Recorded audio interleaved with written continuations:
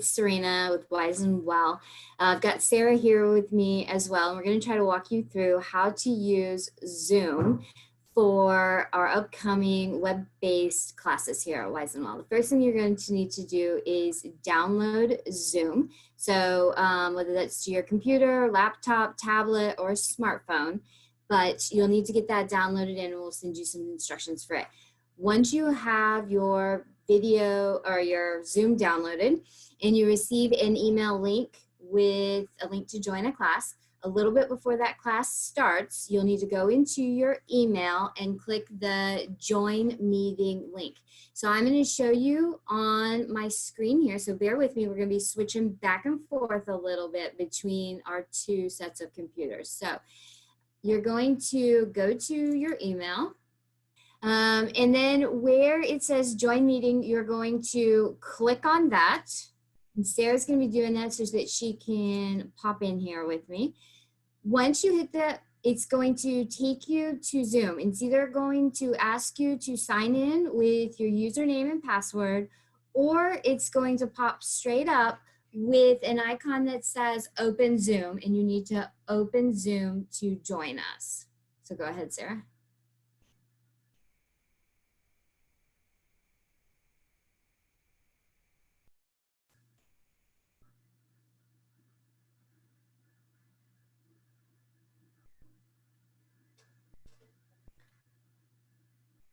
All right, so now Sarah's on here as well.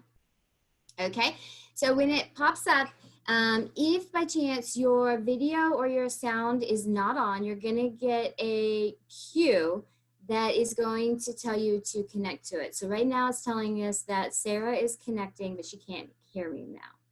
So we're gonna let her connect. Good. Echo. All right, so don't sit next to someone too close during this. Let's see if I can do it. I could also do it in the other room too. I think we're better now. No. So, Okay. We're gonna make it short and sweet. So, actually, I think you're gonna have to go out in the hallway. Sorry. You wanna take that chair? no, I'm good. All right, Sarah's gonna do this. Now, see, this is actually a really good example of what's going on.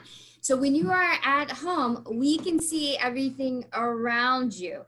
And if you are walking around with your laptop or your cell phone, we might get motion sick. So please find a quiet, relatively private area and know what's in your surroundings, because we're gonna be able to see everything that is around you. Okay?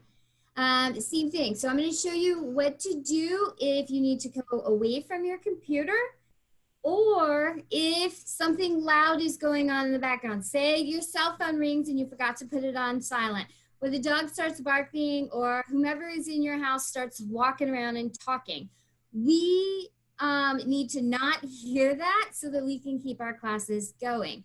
So if that happens, you're going to go down to the bottom of your screen, and there's going to be an icon that says mute and an icon that says stop video. So to make it so we can't hear what's going on your side, you're going to hit mute.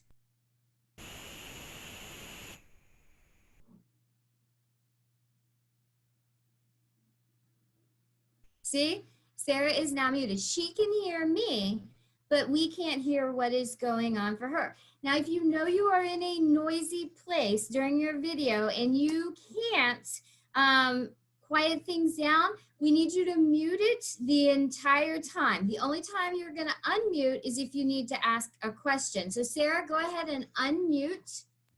I have a question. What is your question, Sarah? What do I do if I need to do something personal and need to turn the camera off but still want to hear? Great question. So for that, you're going to come down here as well. Next to the mute button is a stop video section, and you're just going to click it.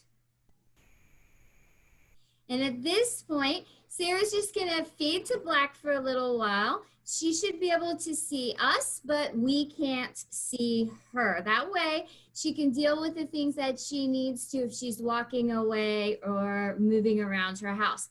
Now, if there's gonna be extra noise, make sure you also click the mute as well. Okay, Sarah, come back on. Perfect, Sarah is back. Yay. So this is really how simple that it works. Once the webinar ends, you'll get a little icon on the bottom of your screen that will tell you that you can leave it at any time. And as well,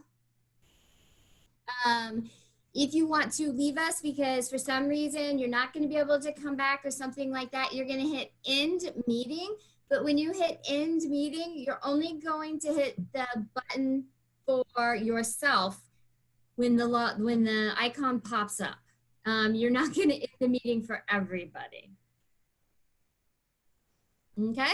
And then if you watch all the way to the end, whoever is facilitating it will hit that end all and everybody will go blank at the end of the meeting. And that's how simple this really is. As I said, once you get this familiar, you can exchange Zoom links with your friends and actually set up your own to sit and chat with each other and keep up without it necessarily having to be through Wise and Well. Sarah, do you have anything to add? No, it's super easy. I was able to set it up in 3 minutes from email to making it work on my camera. So it's fast. Yeah. And so it's just a super easy tool that we can do. Big thing we want to remind you is that when you're actually taking a class, try to keep your distractions on your end to a minimum, both in sound and movement, because we want people to be able to easily pay attention to what the facilitator is doing. And the facilitator, whether that's me or Sarah or one of the other people, can go through and show you what's going on in their screen, just as if you were sitting in a classroom. So it's a pretty cool thing. Yeah. Alrighty, so thank you so much for helping me with this, Sarah. No problem. Bye-bye. Bye.